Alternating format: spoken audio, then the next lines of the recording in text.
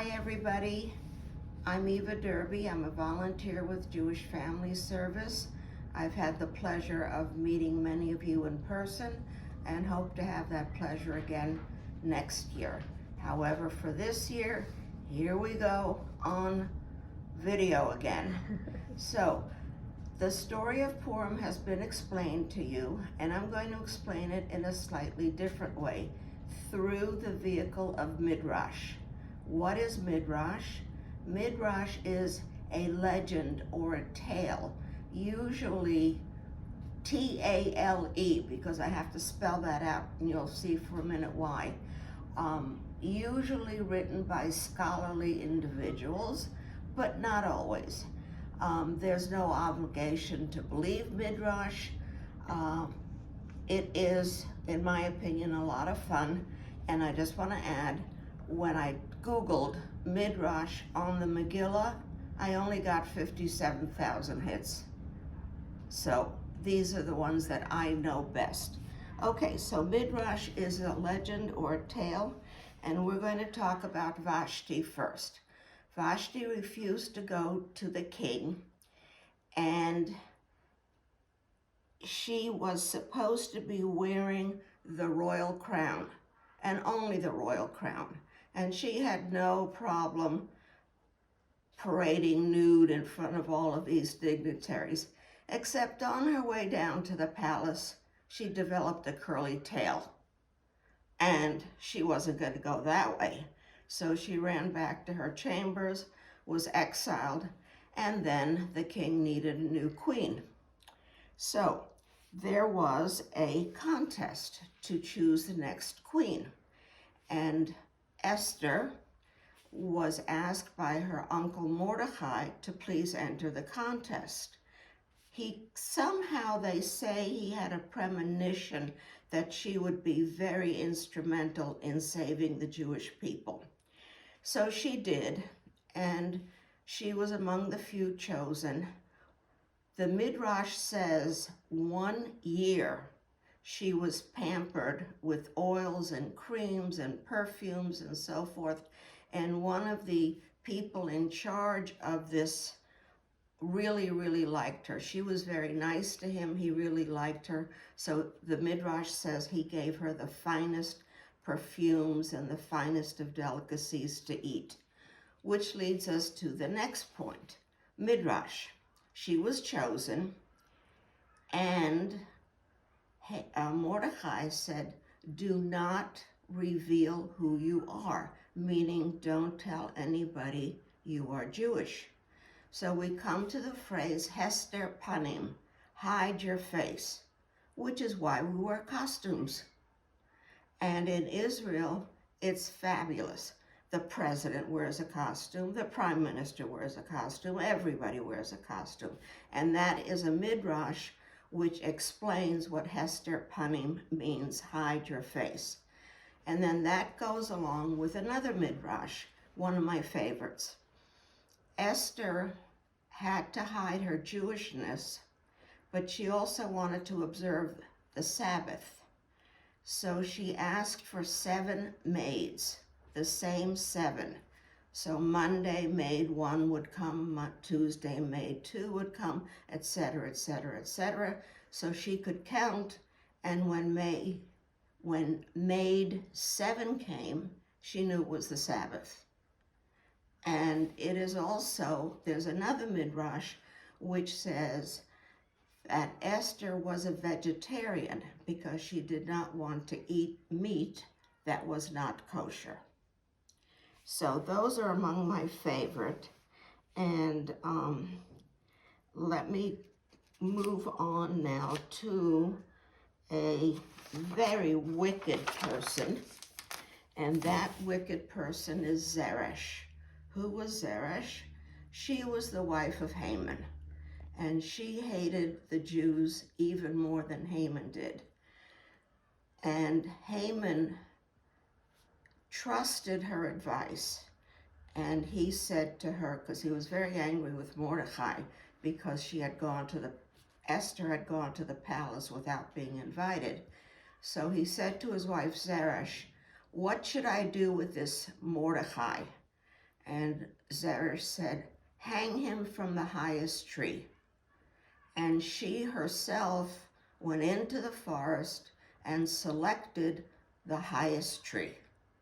And that became the gallows upon which Mordecai was supposed to be hung. However, fortunately for all of us, that did not happen. And instead, Mordecai had 10 sons.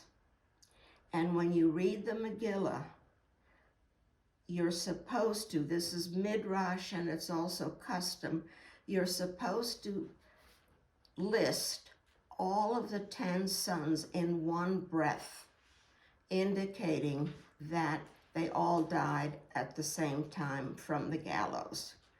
And so the story ends on a very happy note, and that is that King Ahasuerus, now this is not Midrash, this is the story. King Ahasuerus gave the Jews 1 year to prepare themselves to defend themselves. Since he had sent out a letter, he could not take back that letter. Again, this is not Midrash, but he gave them 1 year in which to arm themselves. And so when the armies came, the Jewish people were armed and therefore were victorious. And we celebrate by wearing costumes, having a good time,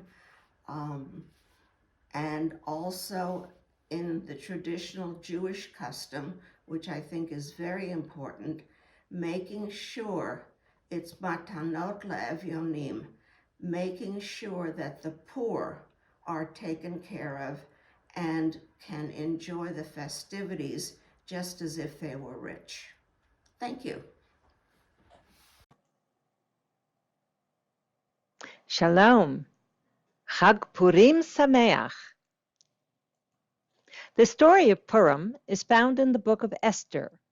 It is set in the land of Persia, which is current-day Iran, at a time when Ahasuerus was the king. Ahasuerus held a banquet in the capital city of Shushan, and boy, what a banquet it was. If you think you've gone to some over-the-top bar or bat mitzvahs or weddings, doesn't hold a candle. He ordered his queen, Vashti, to come and dance before his guests. And there, in the text, it says he ordered her to come in her crown, which would make sense, except that the rabbis say that the intimation was that she show up in nothing but her crown. She refused to appear and thus lost her royal position. Acting on advice from his counselors, Ahasuerus had women from all over the kingdom brought to him so he could choose a new queen. Esther, a young woman from Shushan, was chosen. However, following the advice of her cousin Mordecai, who raised her after her parents died, Esther did not reveal her Jewish origins to the king. Meanwhile, Esther went on a 1-year beauty regimen supervised by Haggai the eunuch. Mordecai often sat near the gates of the king's palace. One day, he overheard 2 men, Bigthan and Teresh, plotting to kill the king. Mordecai reported what he had heard to Esther. She then reported the information to the king. The matter was investigated, found to be true, and Bigthan and Teresh were put to death. Mordecai's deed was recorded in the king's journal. Meanwhile, the king's evil advisor, Haman, boo, paraded through the streets demanding that all bow down to him. Because Jews do not bow down to anyone but God, Mordecai refused. Upon learning that Mordecai was Jewish, Haman decided to kill all the Jews in the Persian Empire.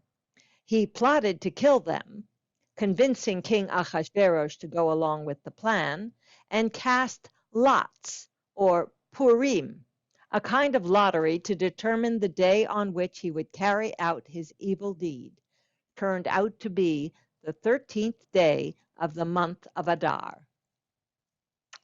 However, Mordecai alerted Esther to Haman's evil plot, and Esther, in turn, revealed her Jewish identity to the king, convincing him to save the Jews and foiling Haman's plot. The Jews were permitted to fight back against the king's soldiers and triumphed after a fierce battle. Haman was hanged. Mordecai received his estates and the position of royal advisor, and the Jews of Persia celebrated their narrow escape on the 14th of Adar, the day after they were supposed to be annihilated. Thus, the fate that Haman had planned for the Jews became his own. The holiday of Purim celebrates the bravery of Esther and Mordecai and the delivery of the Jewish people from Haman's decree of death. Over the centuries, Haman has come to symbolize every anti-Semite in every land where Jews were oppressed. The significance of Purim lies not so much in how it began, but in what it has become, a thankful and joyous affirmation of Jewish survival. Chag Purim Sameach, Chaverim. Have a joyous Purim, my friends. Action. Hello, I'm Judith Rodwin. I'm really happy to meet you here this morning as we're making Hamantash in honor of Purim. I'm a member of Congregation Brit Shalom over in Bethlehem, and I'm on the Kiddush committee there and most anything that has to do with cooking and food. Food is such a wonderful way of bringing memories as well as happy stomachs, so that's one of the reasons why I'm so into it. So here we are doing the traditional foods that we do for Purim. And there's really, of course, as everybody knows, one thing, good old triangular cookies, hamantashen. There are a lot of different recipes that basically come down to pretty much the same thing. There's a cookie dough recipe, and then there's the cream cheese softer pastry recipe. So I have both of them here. This one is cookie dough, and I made it the other day because it's really best it has to chill in order to have the right consistency for the butter that's in it to reform. This one is the cream cheese recipe, and that also, it needs to be chilled because the butter and the cream cheese that's in it gets soft, as you probably know. But the way I do these, there are two different ways. The main thing the one that I like to do the best is the cookie dough one because I remember my grandmothers, how they would do it. The first thing that I noticed as I was getting older was that I started to move my hands the way I remember my grandmother. I'm going to wind up getting weepy here. The way my grandmothers did. And it's a completely unconscious thing, which I find to be quite remarkable. And maybe many of you have noticed this also, that you start to move the way your mother or your grandmother did. So Grandma would take the dough and she would either tear off some, and she'd tear it off or she'd cut it. I cut it just because it's easy, and then put a teeny bit of flour on the surface, and she would roll it. This whole thing started, years ago when I was making harosis, and found that the harosis filling works beautifully in hamantashen. So, but of course this is made special for it. This harosis was made with candied walnuts, fresh walnuts, prunes, cinnamon, and what else? Ordinarily apricots, but I think I wasn't out of apricots. So that's all. You just take your gently rounded dough and put about a teaspoon of filling into it. And then of course you pinch the sides, pinch two together, and then the third one.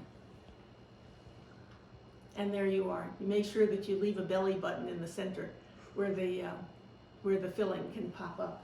Now, I'm going to roll out some of the cream cheese dough.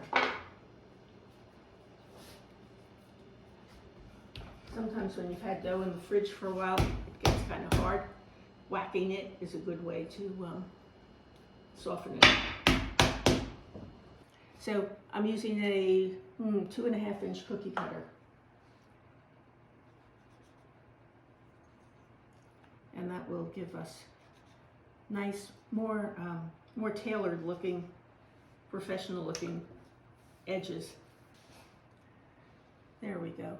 So I should tell you, I preheated the oven, very, very important. There we go, gives us a half dozen there. 350 degrees for most of the doughs that you would use. And you want to know that it's all preheated and ready to roll. I'm going to put these in, then we can start making others. You want them to cook between 10 and 15 minutes, depending on your oven. Gonna come. Okay.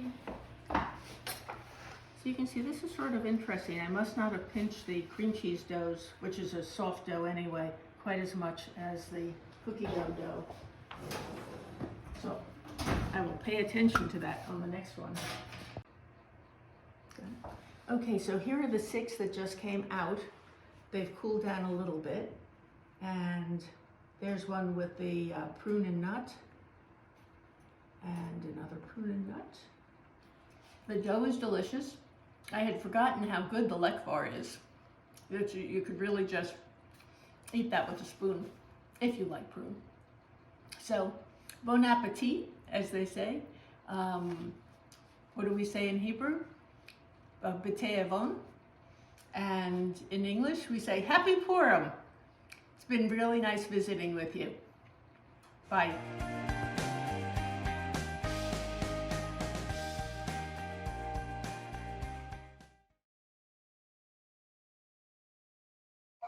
On the holiday of Purim, we read from the book of Esther. This would take us a long time, so we found a short version that sums it up in only 5 minutes. When we get to the bad man's name, don't forget to shake your cracker.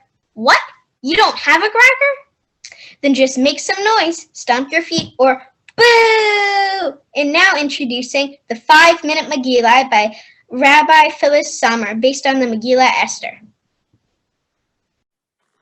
Once there was a king named Ahasuerus who lived in Shushan, the capital of Persia. He wasn't wise, he wasn't clever, he wasn't handsome, but he was rich and lucky. He had a beautiful wife named Vashti. One day, he threw a party that lasted a whole week, and he invited Vashti to dance. Guess what? She said no. She didn't want to. The king was not pleased. He threw her out and went looking for a new queen.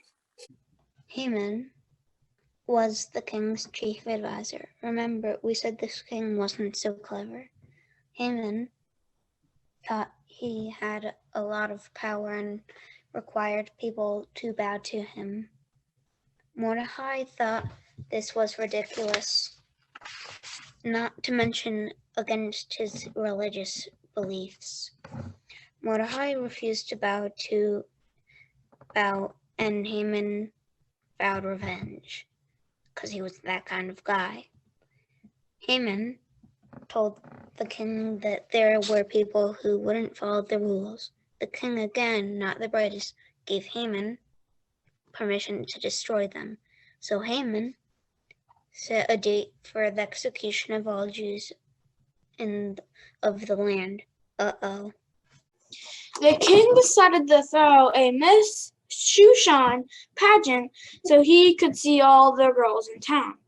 It was a beauty pageant of sorts. One particular Jewish girl named Esther, niece of great guy Mordecai, got into the final round. What did you know? The king picked Esther, who knew a nice Jewish girl from Shushan could get to be the queen. Oops, but that was a secret. She couldn't tell the king that she was Jewish. Oh, and by the way, these two guys are planning to kill the king. But Uncle Mordecai overheard and told Esther, who was brave and approached the king without being summoned. That was risky back then.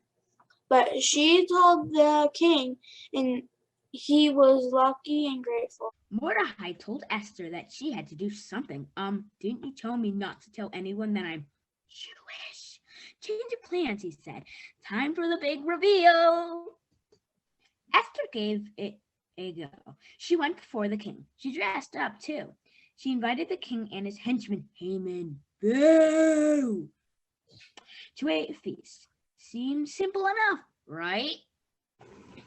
The stuff in chapter 6 isn't totally relevant to the story, so we'll skip it. Remember, we said we only had 5 minutes. Esther invited the king and his evil compadre for another feast. Things were going well. The king was happy, and remember, he's very rich. So he offered Esther a present. Anything. My life! She cried, dramatic, but for a good reason. She told the king Haman was trying to kill her. He was more than bothered that this dude wanted to hurt people, including his wife. Instead, it was Haman's end. King made it up to the Jews. He wasn't so clever, but he was learning the difference between good and bad. Haman, Bill was gone. Mordecai and Esther were heroes. And the Jewish people lived happily ever after, at least for now.